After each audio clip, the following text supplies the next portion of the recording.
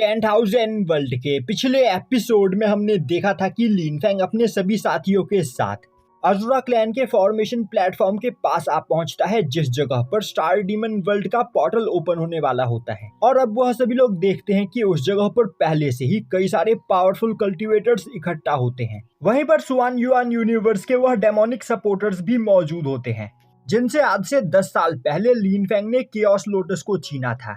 और अब वह सभी लोग लिनफेंग को देखते ही पहचान जाते हैं और बोलने लगते हैं, यह तो एम्परर डोंगजी का बेटा लिनफेंग है। हम पिछले काफी लंबे समय से इसे यहाँ पर ढूंढ रहे थे और फाइनली यह हमें मिल ही गया, तो अब इसे हमारे हाथों से कोई भी नहीं बचा सकता है। अब यह सुनते ही हुआंगसी नाम का एक कल्टीवेटर बोलता है, तो क्या यही एम्परर डोंगजी का बेटा लिनफेंग है? मैंने इसके बारे में यहाँ पर सच में बहुत कुछ सुना है। तभी उसके बगल में खड़ा एक दूसरा कल्टीवेटर हुआंगजिन बोलता है, यहाँ पर कोई बेवकूफी मत करना, हमें लिनफेंग को अंडर एस्टिमेट नहीं करना चाहिए। मैंने यह सुना है कि लिनफेंग के पास कई सारे सुप्रीम लेवल ट्रेजर्स है, और तो और क्वीन युआन यूनिवर्स के यूनिवर्स गॉड भी इस जगह पर लिनफेंग को सपोर्ट कर रहे हैं। दूसरी ओर डार्क फिनिक्स क्लैन का डिसाइपल लिनफेंग को देखते ही बोलने लगता है, आज से 10 साल पहले यह मेरे नाक के नीचे से केओस ऑर्ब को छीन कर ले गया था, पर इस बार मैं इसे यहाँ से इतनी आसानी से नहीं जाने दूंगा। सीक्रेट रैलम के अंदर जैसे ही यह एंटर होगा, मैं इसके ऊपर अटैक करते हुए इसे जान से मार दूंगा और इसके पास मौजूद सभी ट्रेजर्स को इससे छीन लूंगा। दूसरी ओर वहां पर खड़ा एक दूसरा कल्टीवेटर अपने साथियों से बोलता है, चाहे यहाँ पर कुछ भी क्यों ना हो जाए, लिनफेंग को गलती से भी अपना दुश्मन मत बनाना। हमारे एंसेस्टर ने मुझे यह पर्सनली ऑर्डर दिया है कि हमें यहाँ पर लिनफेंग से अच्छा रिलेशन बनाकर रखना है। अब लिनफेंग डार्क फिनिक्स क्लैन के डिसाइपल और उस दूसरे कल्टीवेटर को देखते ही पहचान जाता है और बोलता है, आज से 10 साल पहले यह दोनों भी केओस ऑर्ब को लेने के लिए इकट्ठा हुए थे, पर मैं इनसे केओस ऑर्ब को छीनकर उस जगह से भाग गया था। और तभी लिनफेंग की नजर फॉर्मेशन ग्राउंड के ऊपर मौजूद एक लोटस के ऊपर पड़ती है, जिसे देखते ही वह काफी ज्यादा हैरान हो जाता है और बोलने लगता है, आज से 10 साल पहले केओस ऑर्ब के साथ भी एक छोटा सा केओस लोटस अपीयर हुआ था। मेरे सामने यह जो लोटस है, इसकी पावर भी बिल्कुल सेम उसी स्मॉल केओस लोटस जैसी है। अब लिनफेंग उस फॉर्मेशन ग्राउंड की ओर आगे बढ़ने लगता है, तभी लुओ हाओ लिनफेंग के पास आते हुए उसके पीछे खड़े हाओ जिलांग को ग्रीट करता है और बोलता है, 7th ब्रदर, मैंने नहीं सोचा था कि आप इतनी जल्दी इस जगह पर आ पहुंचोगे। अब हाओ जिलांग लिनफेंग को लुओ हाओ से इंट्रोड्यूस करवाते हुए बोलता है, लुओ हाओ उसके अज़ुरा क्लैन का 3rd प्रिंस है। तभी लुओ हाओ बोलता है, 7th ब्रदर, आपके इस जगह पर आने से पहले ही मैंने हमारे एक एंस्ट्रल ट्रेजर का यूज इस फॉर्मेशन के ऊपर किया, पर इस फॉर्मेशन से टकराते ही वह एंस्ट्रल ट्रेजर डिस्ट्रॉय हो गया।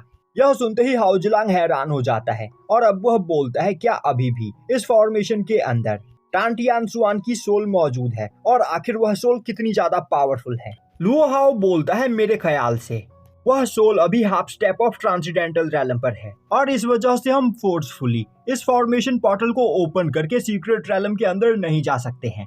हाओ जिलांग बोलता है, तब तो हमें इस जगह पर अपने आप ही इस पोर्टल के ओपन होने का इंतजार करना पड़ेगा। तभी लुओ हाओ लिनफेंग की ओर देखते हुए बोलता है, इंपीरियल प्रिंस, मैंने आपके बारे में यहाँ पर बहुत कुछ सुना है और आपसे यहाँ पर पर्सनली मिलकर मुझे सच में बहुत ही ज्यादा खुशी हो रही है।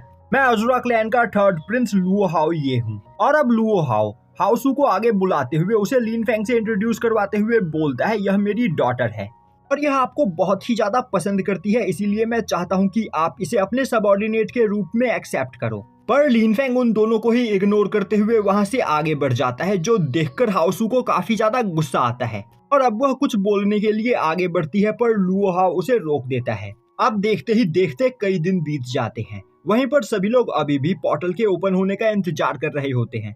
वहीं पर साउटियान काफी ज्यादा बोर हो चुका होता है और अब वह बोलने लगता है, इस जगह पर 15 दिन से ज्यादा हो चुके हैं और अब तक यह पोर्टल यहाँ पर ओपन नहीं हुआ है।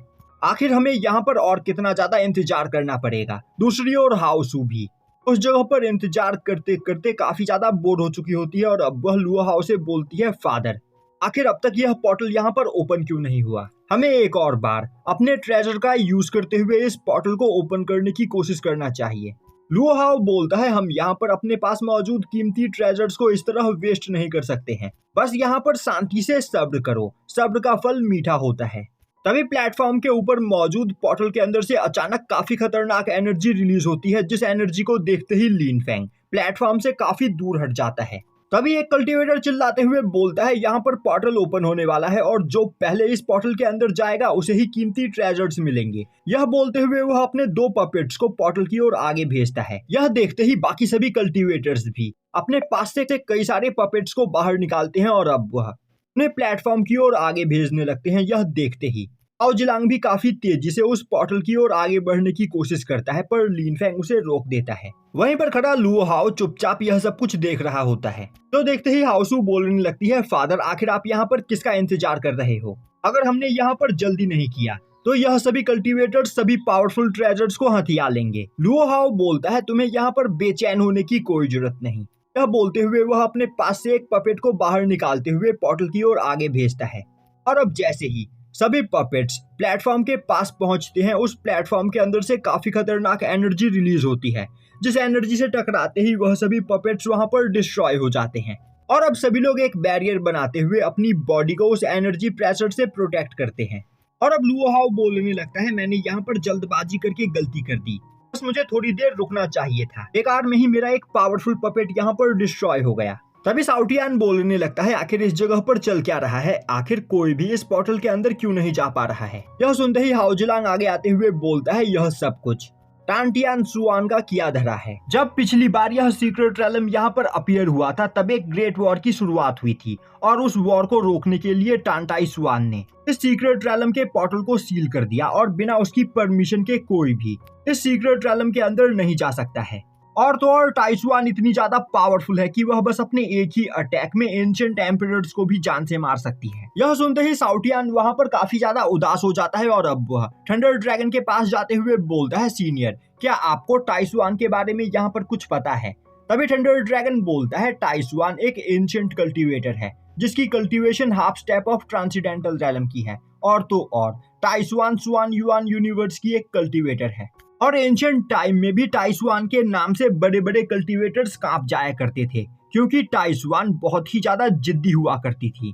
उसने अगर कोई एक बात अपने मन में ठान ली तो उसे रोक पाना नामुमकिन हो जाता था। यह सुनते ही साओलोंग आगे आते हुए बोलता है, सीनियर तो आप यहाँ पर यह कहना चाहते हो कि हम इस पोर्टल के अंदर एंटर नहीं कर सकते हैं? थंडर ड्रैगन बोलता है, नहीं ऐसी बात नहीं है, हम इस पोर्टल के अंदर जा सकते हैं, पर इसके अंदर जाने के लिए हमें टाइसुआन की परमिशन लेनी होगी। तभी साउटियान आगे आते हुए बोलता है, सीनियर आपने अभी कहा कि टाइसुआन सुआन युआन यूनिवर्स की एक एंशिएंट कल्टीवेटर है, तो यहाँ पर कोई प्रॉब्लम ही नहीं है।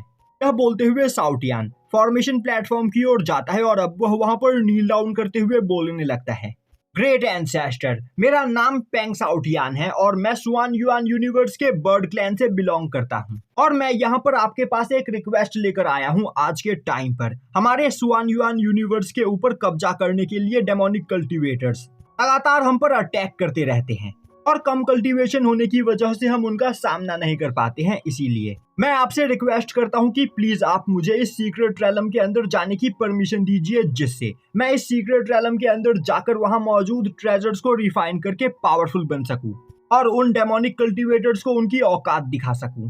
मैं यहाँ पर अपने लिए नहीं बल्कि सुआन युआन यूनिवर्स के लिए यह रिक्वेस्ट कर रहा हूँ, तो प्लीज मुझे इस सीक्रेट रैलम के अंदर जाने की परमिशन दे। देखते ही डार्क फिनिक्स क्लैन का डिसाइपल बोलने लगता है, आखिर यह बेवकूफ पक्षी खुद को क्या समझता है? क्या इसे सच में लग रहा है कि टाइसुआन इसकी इस चिकनी चुपड़ी बातों में फंस जाएगी और इसे सीक्रेट रैलम के अंदर जाने की परमिशन दे देगी? अब यह सब सुनकर वहां पर खड़े यांगसी को काफी ज्यादा गुस्सा आता है और अब वह चिल्लाते हुए बोलता है, बेवकूफ पक्षी, आखिर तुम्हारी हिम्मत कैसे हुई हम क्वीन युआन यूनिवर्स के डीमंस के बारे में ऐसा बोलने की? हम तुम्हें जिंदा नहीं छोड़ेंगे। यह बोलते हुए यांगसी काफी तेजी से साउटियान के ऊपर अटैक कर देता है, पर तभी उसके सामने लिनफेंग का क्लोन आ पहुंचता है और अब वह यांगसी के अटैक को ब्लॉक करते हुए अपने स्वॉर्ड स्लैश से उसे काफी बुरी तरीके से इंजर्ड कर देता है।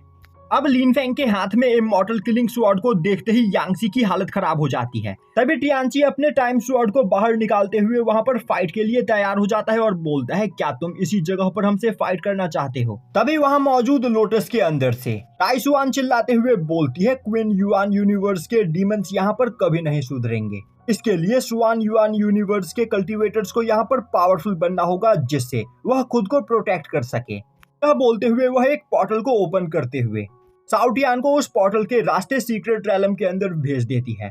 यह देखते ही वहां पर खड़े सभी लोगों के होश उड़ जाते हैं और अब वह बोलने लगते हैं आखिर यहाँ पर क्या हुआ। आखिर साउटियान बस चिकनी चुपड़ी बातें करके ही उस सीक्रेट रैलम के अंदर सबसे पहले चला गया। तभी यांगसी बोलता है अगर यह इस त... तभी यांगसी बोलता है अगर साउटियान इस तरह की बातें करके उस सीक्रेट रैलम के अंदर जा सकता है तो हम क्यों नहीं।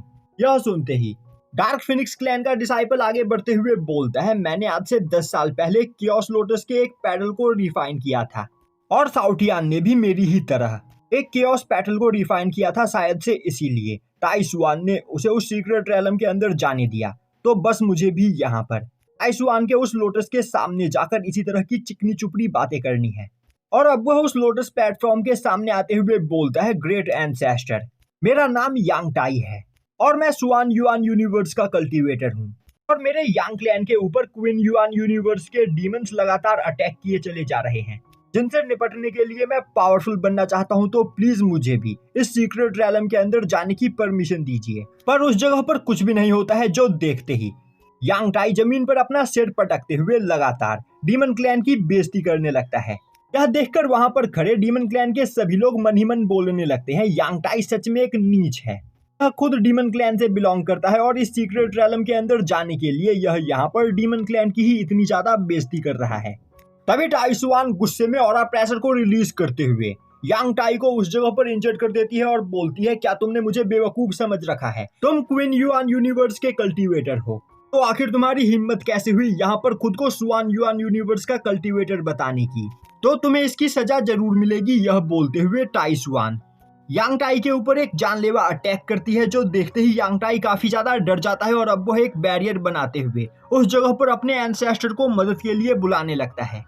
तभी डार्क फिनिक्स उस जगह पर आ पहुंचता है और अब वह टाइसुआन के अटैक को ब्लॉक कर लेता है, जो देखते ही थंडर ड्रैगन मन ही मन बोलने लगता है आज इस जगह पर इस बेवकूफ डार्क फिनिक्स का मरना तय है। तभी उस लोटस के अंदर से निकलकर टाइसुआन बाहर आती है और अब वह डार्क फिनिक्स को देखते हुए बोलती है बेवकूफ डार्क फिनिक्स, आखिर तुम्हारी हिम्मत कैसे हुई इस जगह पर आने की। अब टाइसुआन को देखते ही डार्क फिनिक्स काफी ज्यादा परेशान हो जाता है और बोलता है फेलो डाओइस्ट, मुझे यहाँ पर अपने डिसेंडेंट को बचाने के लिए आना पड़ा, वरना तुम अब तक उसे मार चुकी होती। तभी टाइसुआन गुस्से में अपनी पावर को रिलीज करते हुए बोलती है तुम्हारे डिसेंडेंट ने यहाँ पर गलती की है तो वह पनिशमेंट डिजर्व करता है, और अगर तुम या फिर तुम्हारा कोई भी डिसेंडेंट एक और मिनट इस जगह पर रुका तो मैं तुम्हारे पूरे के पूरे डार्क फिनिक्स क्लैन को डिस्ट्रॉय कर दूंगी। यह सुनते ही डार्क फिनिक्स काफी ज्यादा डर जाता है और बोलता है फेलो डाओइस्ट, आपको गुस्सा होने की कोई जरूरत नहीं, मैं तुरंत ही अपने सभी डिसेंडेंट्स को लेकर यहाँ से निकल जाता हूँ। यह बोलते हुए डार्क फिनिक्स एक पोर्टल बनाते हुए अपने सभी साथियों के साथ वहां से चला जाता है। तभी एक कल्टीवेटर टाइसुआन के पास आते हुए बोलता है सीनियर, मैं सुआन युआन यूनिवर्स का कल्टीवेटर हूँ, तो प्लीज मुझे इस सीक्रेट रैलम के अंदर जाने की परमिशन दीजिए। यह सुनते ही टाइसुआन गुस्से में बोलती है तुम भले ही सुआन युआन यूनिवर्स के कल्टीवेटर हो, पर तुम यहाँ पर डेमोनिक पाथ पर चल रहे हो और मुझे डीमन से यहाँ पर सख्त नफरत है। यह बोलते हुए टाइसुआन एक काफी पावरफुल अटैक करते हुए उस कल्टीवेटर को वहां पर फ्रीज कर देती है और यहीं पर यह एपिसोड खत्म हो जाता है।